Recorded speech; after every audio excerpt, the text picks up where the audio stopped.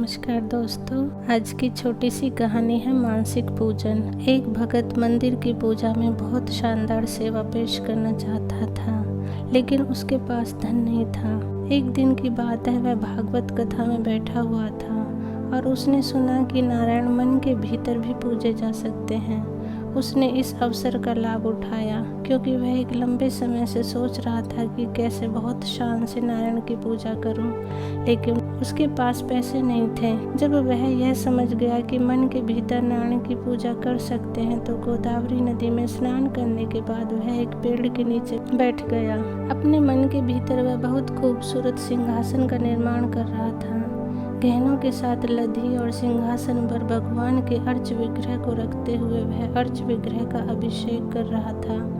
गंगा, यमुना, गोदावरी, नर्मदा, कावेरी के जल के साथ भगवान की पूजा कर रहा था। फिर बहुत अच्छी तरह से अर्च विग्रह का श्रृंगार कर रहा था और फूल माला के साथ भगवान को पूज रहा था। उसने बहुत अच्छी तरह से भगवान के लिए मीठे चावल बनाए। वह परखना चाहता था कि क्या चावल बहुत गर्म तो नहीं है, क्योंकि भगवान को गर्म भोजन नहीं दिया जाता। जैसे ही उसने अपनी उंगली पात्र में डाली तो उसकी उंगली जल गई।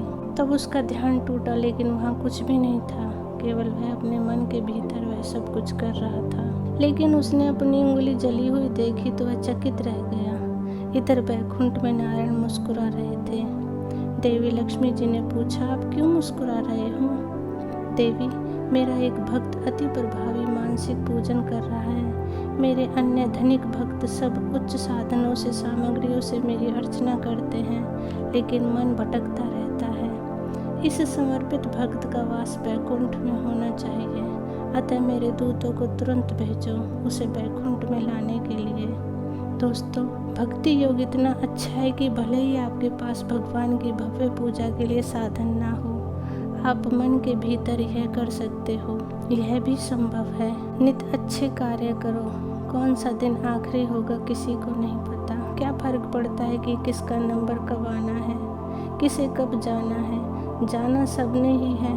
हमको एहसास ही नहीं रहता कि हम सफ़र में ही नहीं बल्कि एक लाइन में भी हैं। सदा खुश रहो दोस्तों। कहानी अच्छी लगी हो तो प्लीज़ लाइक, शेयर और सब्सक्राइब करें। Thank you.